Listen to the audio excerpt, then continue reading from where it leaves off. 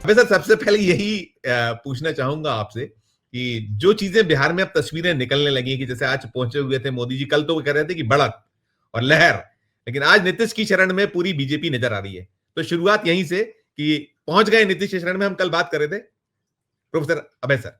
दो तीन तरह के अंतर्विरोध हैं जिससे एनडीए जिनका शिकार लग रहा है, उनको डिकोड करने की थोड़ी जरूरत है। मैं कोशिश करूंगा और आप भी बताइएगा अगर आपके दिमाग में कोई बात आती है, क्योंकि हर चीज को हम लोग मिलजुल के ही उसको उसको खोल पाते हैं।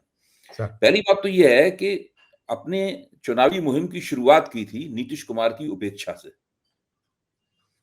चुनावी मुहिम की शुरुआत की गई थी नीतीश कुमार की उपेक्षा से, और ये कहते हुए कि नीतीश कुमार के नेतृत्व में हम चुनाव लड़ेंगे, क्योंकि कहना तो उनके लिए जरूरी था। अगर ये भी नहीं कहते तो नीतीश कुमार पलटी मार जाते। लेकिन मुख्यमंत्री कौन बनेगा इसके बारे में अभी हम कुछ नहीं कह सकते, ये विधायक लोग बताएंगे।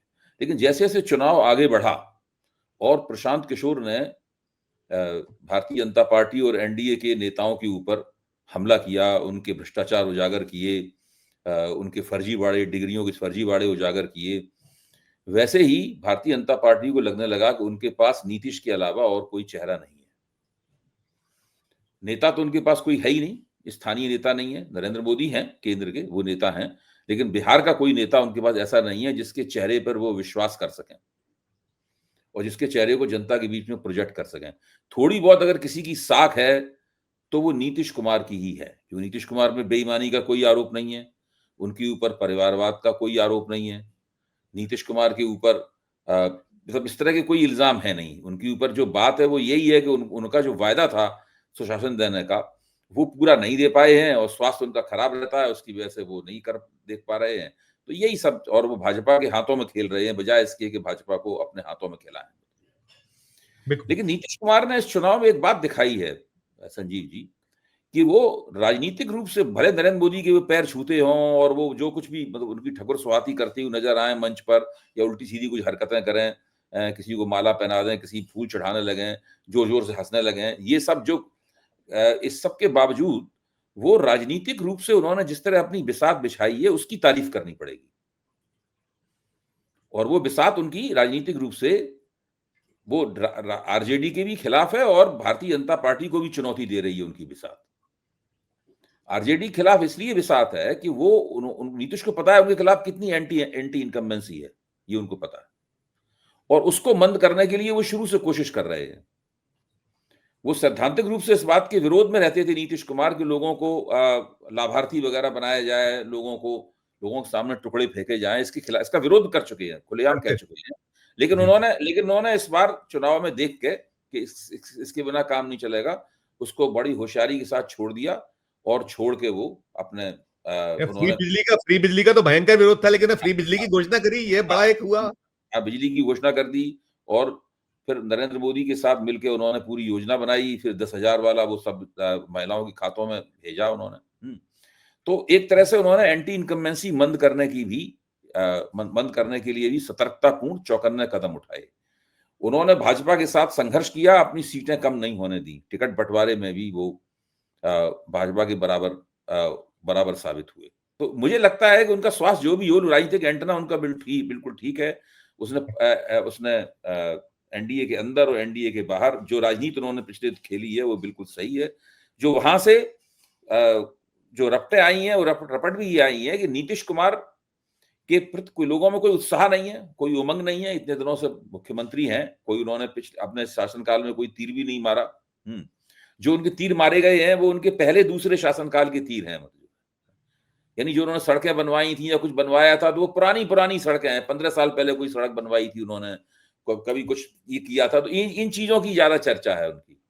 तो लेकिन इसके बावजूद उनके खिलाफ कोई ऐसी लहर नहीं है जो देखी जा सकती हो, लोग गाली दे रहे हो, इसको हटाना है, ये करना है, निकम्मा है, कुछ नहीं किया इसने, बड़ी उम्मीदें थी, इस प्रकार की कोई बात। उनका अभी भी सम्मान बाकी है। तो इन लोगों को, बीजेपी वालों को लगा होगा कि इस बंदे की साख अभी गिरी नहीं है, और हमारे पास कोई साख वाला नेता है नहीं है। सम्राट चौधरी ऐसे लोग हैं जो अभी मंच पर चिल्ला चिल्ला कह रहे थे कुछ दिन पहले तक कि जब मैं गाली देता हूं तो गाली देके ही रह जाता हूं, मैंने एक दिन तो इतना गाली दिया पूरे बिहार में ही हमारा नाम हो गया। मतलब इस प्रकार के लोग हैं। तो ऐसी स्थिति में इन लोगों को लगा होगा पहले चरण में नीतीश कुमार के प्रदर्शन को देख के, लगा होगा कि नीतीश कुमार का प्रदर्शन ठीक हुआ है, और शायद उन्हें ये भी लगा होगा कि नीतीश कुमार के वोट उतने उत्साह के साथ भाजपा के उम्मीदवारों को नहीं मिल रहे हैं, या चिराग पासवान के उम्मीदवारों को नहीं मिल रहे हैं। कल हम लोगों ने इस बात पे चर्चा की थी। करी थी हम लोगों ने, करी इसलिए थी। इसलिए नीतीश कुमार की थोड़ी ठकुर सुहाती की जाए, जी, थोड़ी जी, उनकी जी। तारीफ की जाए, उनका उनका जो अहंकार है उसको थोड़ा स्पर्श दिया जाए, हैं? और ये कहा जाए कि नहीं, नहीं भाई हम सब लोग एक ही हैं वगैरह। तो इसलिए भी इन्होंने राय पकड़ी हो, क्योंकि अगर नीतीश के वोट दूसरे चरण में इन लोगों के उम्मीदवारों को ठीक से नहीं मिले तो ये लोग हार जाएँगे फिर चुनाव ही इनके हाथ से निकल जाएगा। मतलब बीजेपी के हाथ से निकल जाएगा, नीतीश के हाथ में चुनाव निकल जाएगा। लेकिन धीरे-धीरे नीतीश ने एक ऐसी परिस्थिति बना ली है कि उनके दोनों हाथों में लड्डू है। मतलब ये है कि अगर अगर बीजेपी ने उनको तंग किया तो वो उधर चले जाएँगे, और अगर वरना बीजेपी से वो सौदेबाजी करेंगे। तो ये जो स्थिति बनी है नीतीश कुमार की, इसने नरेंद्र मोदी को मजबूर कर दिया है कि वो नीतीश की शरण में चले जाएँ, और वो बिल्कुल, जाते हुए वहाँ बिल्कुल। पर दिख रहे हैं। अब महिलाओं के वोट बढ़े हैं। मैं अभय सर यही आंकड़े देना चाह रहा था। देखिए, जो अब तक का मेरे पास है टर्नआउट 64.69% है टोटल अब तक का, जो है ये इलेक्शन कमीशन ऑफ इंडिया का। मे बी अब जो भी हल्का फुल्का बढ़े या जो फाइनल आ जाए। इसमें अभय सर जो मैं छांट रहा था, 61.50% पुरुषों ने वोट किया और 69% महिलाओं का वोट है, 7.50। तो ये जो 7.5% ज्यादा है महिला वोट, पिछली बार भी ज्यादा था। लेकिन अब की बार जो बदली हुई परिस्थितियां हाल, और देखिए आपने जो कहा, हम लोग लगातार बात कर रहे हैं कि उनके खिलाफ एंटी इनकम्बेंसी नहीं है, प्रो भी नहीं है, लेकिन जो उन्होंने काम किए वो कहीं ना कहीं उसको भूला नहीं है शख्स, जो लोग हैं वहां के। वो महिलाओं के लिए 10,000 जाना नगद। तो ये क्या जो 7.5% का हाइक है, और जैसा कल हम लोग देख रहे थे कि वहां उनके डिप्टी सीएम को दौड़ाया गया, उनके यहाँ उन पे गंदगी फेंकी गई, और बीजेपी के जो जितने भी प्रत्याशी कई जगहों पर उनके खिलाफ नारेबाजी, वोट चोर और तमाम हुआ। तो ऐसे में बीजेपी समझ गई है पूरी तरीके से कि अब आपने थोड़ा भी 3-5 किया तो आप, जो आपने वैसे कहा है कि टोटल आप फ्लॉप हो जाएंगे। तो अब शायद बिल्कुल। मुझे ये भी चाहूंगा कि क्या अब ये है कि येन केन प्रकार एनडीए की सरकार बन जाए, कुछ थोड़ी हमारी बढ़ जाए, हम भले ही तीसरे नंबर पर हैं। तो क्या कहिएगा सब पर आप? देखिए, अगर एनडीए को कोई बचाएगा तो ये जो 7% से ज्यादा महिलाओं के बढ़े हुए वोट हैं, शायद यही एनडीए को बचाएगा। सर, एनडीए को अगर कोई बचाएगा तो नीतीश कुमार ही बचाएंगे अब। ये भारतीय जनता पार्टी की बिहार में जो राजनीतिक विफलता है उसको भी रेखांकित करता है कि भाई आप एनडीए में सबसे बड़ी पार्टी थे, और अभी भी 5 साल में, पिछले 5 वर्ष में, 2020 के बाद से अभी तक वो अपना कोई स्थान नहीं बना पाए, अपनी कोई अलग पहचान नहीं बना पाए, नीतीश कुमार से कोई छुटकारा नहीं प्राप्त कर पाए। इसका ये मतलब है कि जो बिहार की ऊंची जातियां हैं उनकी कितनी जबरदस्त जकड़ है भारतीय जनता पार्टी के ऊपर। भारतीय जनता पार्टी चाह के भी ऊंची जातियों वाली छवि से छुटकारा नहीं प्राप्त कर पा रही है, और वो बीच बीच में एक आध बार कोशिश दिखाई दी कि वो अति पिछड़ों के अंदर कुछ सेंध लगाना चाहते हैं, कुछ हिस्सा अपने, लेकिन कुछ नहीं हुआ, कुछ नहीं हुआ। बीजेपी ब्राह्मण, राजपूत और भूमिहार की पार्टी है। ब्राह्मण, राजपूत, भूमिहार, कायस्थ की पार्टी है बिहार में। इसके अलावा उसको कोई उसका लेनदार नहीं है। जो बाकी समाज के वोट जो हैं वो दूसरे अपने नीतीश कुमार के जरिए, उपेंद्र कुशवाहा के जरिए, जीतन राम मांझी के जरिए और चिराग पासवान के जरिए ही उसे मिलते हैं। और चिराग पासवान को भी लग रहा होगा, मेरे ख्याल से बीजेपी ने ये जो किया उसमें चिराग पासवान का भी ख्याल उसके दिमाग में होगा। चिराग पासवान को लग रहा होगा कि नीतीश कुमार तो मनी मन हमसे बहुत नाराज होंगे, भाई खुश तो हो ही बिल्कुल। नहीं सकते नीतीश कुमार से। तो ऐसी स्थितियों में नीतीश कुमार की जो अनायास एक अतिरेकपूर्ण तारीफ जो हो रही है, उसके पीछे यही बुनियादी कारण है। बिल्कुल, बिल्कुल। अबे सर इसमें इसमें एक ये भी है कि देखिए, मैं देख रहा था कि 2020 में जो 3 करोड़ 70 लाख वोटर थे और 2 करोड़ 6 लाख वोट पड़े थे। ये फर्स्ट फेज की हम बात करें, और 3 करोड़ 75 लाख इस बार है, जिसमें 2 करोड़ 42 लाख फर्स्ट फेज में पड़े हैं।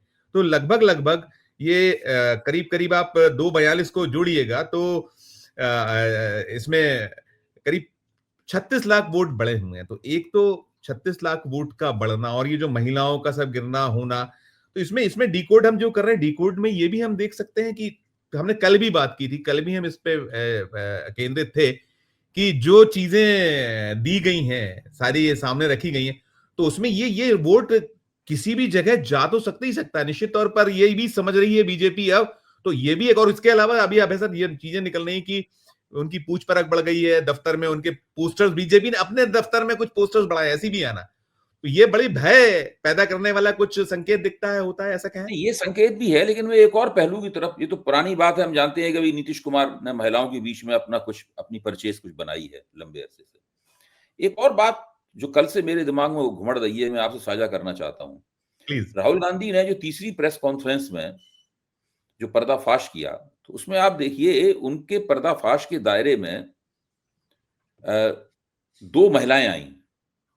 एक उसमें ब्राजीलियन मॉडल थी, यस सर, यस हाँ, सर। और एक और थी, चरणजीत कौर वगैरह इसका नाम था, इसका 200 ढाई 223 235 बार, 235 हाँ, 33 बार तो आया सर। बार जी, नाम आया। अच्छा, जी, तो जी। इसका मतलब ये है कि बीजेपी की जो सेंट्रलाइज्ड टीम ये फर्जीवाड़ा कर रही है, वो महिला वोटरों की कैटेगरी का ज्यादा इस्तेमाल कर रही है और पुरुष वोटरों की कैटेगरी का कम इस्तेमाल कर रही है। जरूर उसके नाम पे भी फर्जीवाड़ा किया होगा, जब 25 लाख वोटर सारी महिलाएं नहीं हो सकती हैं, लेकिन जी, जी। लेकिन महिला वोटरों का खास तौर से इस्तेमाल किया गया है, शायद इसलिए कि महिलाओं को फर्जी वोट डालने में ज्यादा आसानी होती है, उनकी शायद चेकिंग कम होती है, या क्या होता है, कुछ ना कुछ इसके पीछे जरूर कोई समझ रही नहीं, होगी। इसको जस्टिफाई भी आप कर सके बाद में कि देखिए महिला है हमारे साथ, ये भी तो है कि हाँ, हाँ, फ्रीबीज से महिला है, उसको भी, वो भी कनेक्टिविटी हाँ, जुड़ती है शायद। तो वो मुझे ये, और दूसरे कांग्रेस के प्रवक्ता हैं, हमारे मित्र हैं शर्मा जी, तो वो कह रहे थे कि जो बीजेपी जो चुनाव आयोग का जो सर्वर है, ये सर्वर शायद बीजेपी के किसी समर्थक वगैरह के हाथ में है, तो उस सर्वर का भी बेजा इस्तेमाल हो रहा है, और दूसरे जो सेंट्रलाइज्ड टीम है, वो शायद बैठे-बैठे भी वोटों को पढ़वा रही है। उन्हें सेंट्रल सर्वर की जांच की मांग शायद, कि हाँ, उसकी पूरा अच्छा, अब तफ्तीश हो इसमें सेंट्रल ये सर्वर नई की। खबर मिली है, आपके पास खबर हो तो बताइए मुझे, सर, मैं तो सीधे वहां नहीं गया था। सर। ये नहीं पता चला है कि जो वोटिंग में जो उछाल आया है इतना बड़ा, तो वो दिन में कौन सी ऐसी अवधि थी जब सबसे ज्यादा वोट पड़ा। देखिए, ये एक बहुत महत्वपूर्ण बात होती है। महत्वपूर्ण, महत्वपूर्ण, हाँ, महत्वपूर्ण। क्योंकि मैं जब वोटिंग, इस बार दिन में बड़ी लंबी लाइनें रही हैं, अब ऐसा डेढ़ हाँ, डेढ़ घंटे, 2 घंटे जरूर लोग होगा। इंतजार करते हैं, और फिर इतनी तेजी से, और शाम तक में आ गया था, एक मोटे तौर पर आ गया था आंकड़ा कि इतने बजे तक इतना मतदान। देखिए, जो फर्जीवाड़ा होता है, जो धोखाधड़ी की जाती है, चुनाव में बेईमानी की जाती है, वो बेईमानी बड़ी सतर्कता से की जाती है, वरना वो पकड़ जाएगी। तो बिल्कुल। बेईमानी उतनी ही की जाती है, इतनी दाल में छौंक के बराबर हो।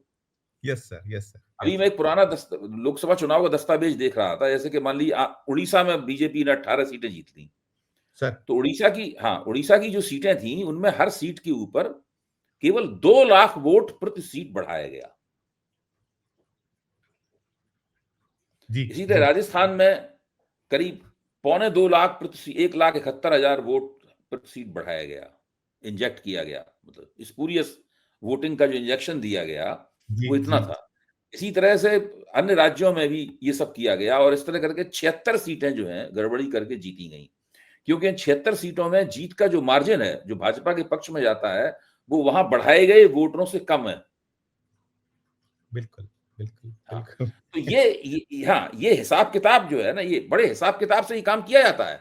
जी, जी, जी, ऐसा जी, नहीं जी। होता कि आप बहुत ज्यादा वोट बढ़ा दें कहीं पे, तो वो बात पकड़ जाएगी, और फिर वो अदालत भी उसको नहीं रोक पाएगी उसके खिलाफ फैसला देने में अपने आप को। तो ये निश्चित रूप से बिहार के वोटरों में भी कुछ उछाल आया है, और कुछ मेरा शक है कि इसके अंदर फर्जी वोटर भी जोड़े गए हैं, और वो फर्जी वोटर भी पड़े हैं। मैंने अभी कुछ देर पहले यशवंत सिन्हा साहब से बात की थी, तो यशवंत सिन्हा साहब जो हैं वो कह रहे थे कि इतना जो गैप है, ये बार-बार कहीं कोशिश हुई थी सब तरफ से, खासकर इंडिया ब्लॉक और जितने जो उनके धड़े हैं, वो ये कर रहे थे कि देखिए बेईमानी हो सकती है, तो निकलना है वोट करने के लिए। और वो तो बड़े कॉन्फिडेंटली कह रहे हैं कि उनके पास जो उनके सोर्सेस ये बता रहे हैं कि ये जो उछाल है, ये जो बढ़ा हुआ सब कुछ है, इंडिया ब्लॉक के पक्ष में, ऐसा वो उनका कहना है। हालांकि ये नहीं, सब नहीं, चीजें।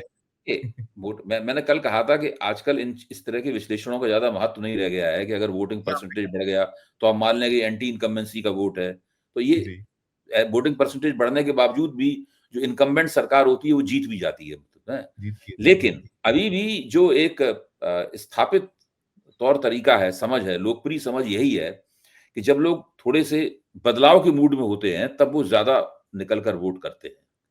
भाई, आखिरकार ऐसा कौन सा लोगों को उत्साहित करने वाला कारण है इसकी वजह से लोग वोट कर रहे हैं?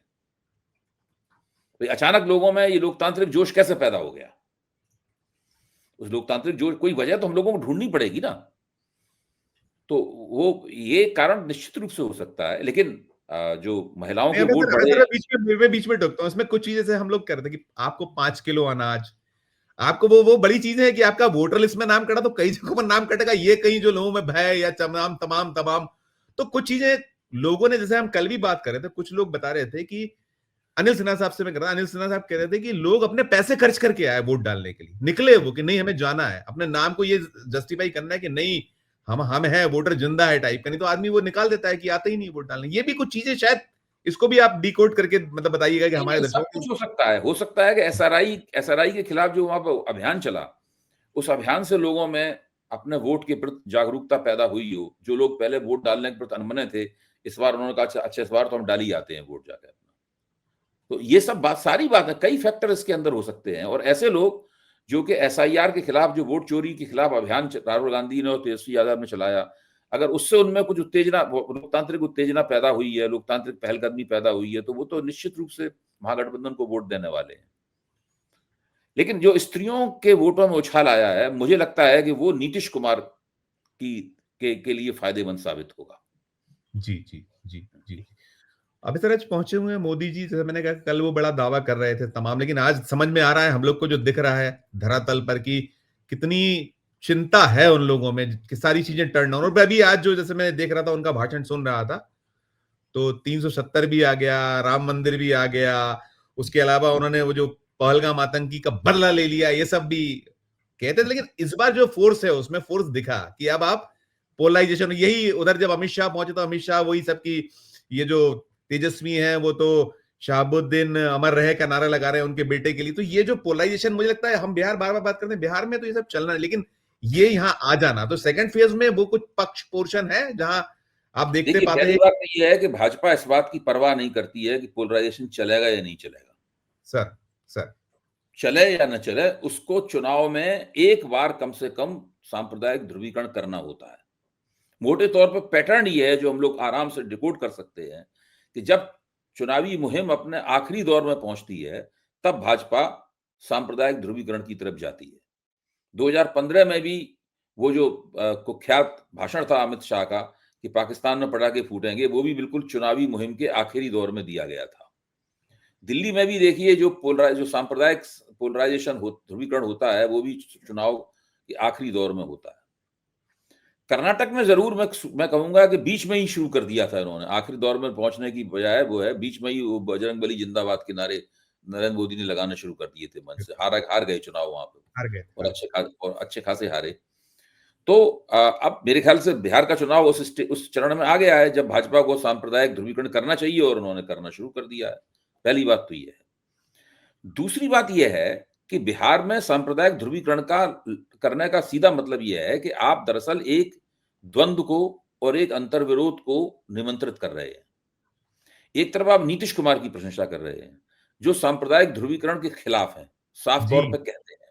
जी जी। नरेंद्र मोदी जब प्रधानमंत्री पद के उम्मीदवार बने थे, तो नीतीश कुमार ने एनडीए से अपना नाता तोड़ लिया था, और 2014 के पूरे चुनाव में वो एनडीए के साथ नहीं रहे, अकेले उन्होंने चुनाव लड़ा और हार भी गए बुरी तरीके से। ये भी एक हकीकत है। और उस हार का ही परिणाम था कि बाद में वो नीतीश कुमार, वो लालू यादव के साथ उनका गठजोड़ बना, और 2015 में उन्होंने भाजपा को हरा के दिखाया। तो नीतीश कुमार अपने आप को ध्रुवीकरण से दूर रखते हैं, ध्रुवीकरण का विरोध भी करते हैं जहां तक हो सके। हालांकि ऐसे गठजोड़ में है वो, तो ध्रुवीकरण करने वाली सबसे बड़ी पार्टी भाजपा है ही। एक जमाने में तो शिवसेना तक हुआ करती थी उसके अंदर। आजकल तो शिवसेना बदल गई है, दो टुकड़े हो गए हैं उसके। शिवसेना कुछ की वैसी रही नहीं जो पहले थी। तो उस वक्त भी नीतीश कुमार इन लोगों के साथ हुआ करते थे जब शिवसेना हुआ करती थी। एक तीसरी सांप्रदायिक पार्टी अकाली दल थी, वो भी इनके साथ होती थी। तो सांप्रदायिक एनडीए जो था उसमें 3 बड़ी सांप्रदायिक पार्टियां थी, भारतीय जनता पार्टी, शिवसेना और अकाली दल। फिर भी नीतीश कुमार उसके अंदर रहे। तो नीतीश कुमार हमेशा इसमें उन्होंने इस खूबी का प्रदर्शन किया है कि वो सांप्रदायिकता और गैर सांप्रदायिकता के बीच में कोई पतली गली खोजते रहे। लेकिन अब बिहार में नरेंद्र मोदी एक मुंह से नीतीश कुमार की प्रशंसा कर रहे हैं और एक मुंह से वो सांप्रदायिक विभाजनकारी विभाजनकारी चुनाव मुहिम चला रहे हैं। तो ये दोनों चीजें एक दूसरे को कैंसिल कर देती हैं, मतदाता इसको इस निगाह से देखता है। दो नाव में सवारी नहीं हो सकती है वैसे, दो नाव में सवारी नहीं हो सकती। हाँ, वो इफेक्टिव नहीं होगा। देखिए, जी, महागठबंधन को कोई मुसलमान वोट नहीं मिलने वाला है। जो भी वोट मिलेगा वो हिंदू वोट ही मिलेगा उनको। और हिंदुओं में भी सामुदायिक रूप से, जातिगत रूप से इस तरह का बंटवारा है कि वो मुझे नहीं लगता है कि नरेंद्र मोदी कुछ भी कहते रहे उन्हें यादवों के वोट मिलेंगे या उन्हें सहनियों के वोट मिलेंगे या सीपीआई एमएल का जनाधार जो है वो उनको वोट कर देगा। ये सब कुछ नहीं होने वाला है। ये दरअसल जो पहले से उनका जनाधार है उसको ही एकजुट रखने के हथकंडे हैं। राइट। ये जो हथकंडे हैं, जैसे नेता रैली में भाषण देता है, रोड शो वगैरह करता है, तो उसका ये तो बहुत कम ही होता है कि आपके विपक्षियों के वोट आपको मिल जाए, बहुत कम होता है ऐसा। बिल्कुल। ज्यादातर कोशिश ये होती है कि हमारे वोट ही हमको ठीक से मिल जाए, यही बहुत बड़ी जीत होती है। बहुत बड़ी है। और वहाँ शिफ्ट नहीं हो रहा है, वोट शिफ्ट नहीं हो रहा है, बिल्कुल नहीं हो रहा है। सब हाँ, दृश्य तो पूरा वो दिखा रहे हैं कि नहीं हो रहा है, एक दूसरे को नहीं। मैं समझता हूं कि इस बार दलित वोट जो है ना, दलित वोट महागठबंधन की तरफ जा रहा है। Sir, sir. हाँ, और क्योंकि इन लोगों ने अपनी बिसात इस तरीके से बिछाई है। जी, जी, जी। जी। अब सर आपने दिल्ली की बात की तो मैं दिल्ली से जुड़ा एक प्रश्न पूछना चाहूंगा आपसे, क्योंकि केंद्र की सरकार दिल्ली मुख्यालय और फिर इधर दिल्ली में बीजेपी की सरकार। जेएनयू में कल एक बड़ा कमाल हुआ कि लेफ्ट जीत गया और क्या क्या नहीं जेएनयू को कंट्रोवर्शियल बनाने के लिए किया गया, बहुत कुछ हुआ। ये क्या है? जब हम परिवर्तन बिहार में देख, मतलब कहीं बार बार उसको कहीं देखा जा रहा है कि परिवर्तन परिवर्तन संभावना, लेकिन यहां तो साफ हो गई एबीवीपी। ये क्या कहता है सर? देखिए, अखिल भारतीय विद्यार्थी परिषद जवाहरलाल नेहरू विश्वविद्यालय के छात्र संघ पे कब्जा कर लेगी, ये जो डर है, इस डर ने वहां क्या किया कि वामपंथी छात्र संगठन थे उनको एकजुट कर दिया पूरी तरीके से। क्योंकि वामपंथी छात्र संगठनों में भी बड़ी काट फांस है, आयसा है, फिर सीपीएम का है, सब अलग अलग है, मतलब तो वो सब उन्होंने लेफ्ट यूनिटी के नाम पे वो सब लोग एकजुट हो गए। तो जैसे ही वो एकजुट हो गए, उसी वक्त लगने लगा था कि अब एबीपी का कोई दांव बचा नहीं है। लेकिन एबीपी फिर भी 2 सीटों पे उसने संघर्ष किया। एक तो उसने महासचिव के पद पे संघर्ष किया और संयुक्त सचिव के पद पे संघर्ष किया। काफ़ी दूर तक उसने ये संघर्ष खींचा एबीपी ने। लेकिन अंततः उनको चुनाव हार जाना पड़ा, क्योंकि जेएनयू में जो स्कूल ऑफ सोशल साइंसेज़ है, वो लेफ्ट का बड़ा भारी गढ़ है। तो पहले वो लीड कर रहे थे, जैसे ही स्कूल ऑफ सोशल साइंसेज़ के वोट खुले, वैसे ही वो हार गए, वैसे ही हार गए। इसमें ठीक है, लेफ्ट वहाँ जीत गया, ये ठीक बात है, और पुराना लेफ्ट का गढ़ है और इसको छीनने की एबीपी ने बहुत कोशिश की है। पूरा जो वहाँ के जो कुलपति होते हैं, पूरा प्रशासन जो है वो विद्यार्थी परिषद के ही साथ रहता है और वामपंथियों के खिलाफ रहता है। लेकिन अगर आप विद्यार्थी परिषद के वोट देखेंगे, तो वही अपने आप में इस बात का प्रमाण है कि उन्होंने अपना काफ़ी समर्थन आधार वहाँ पे बढ़ाया है।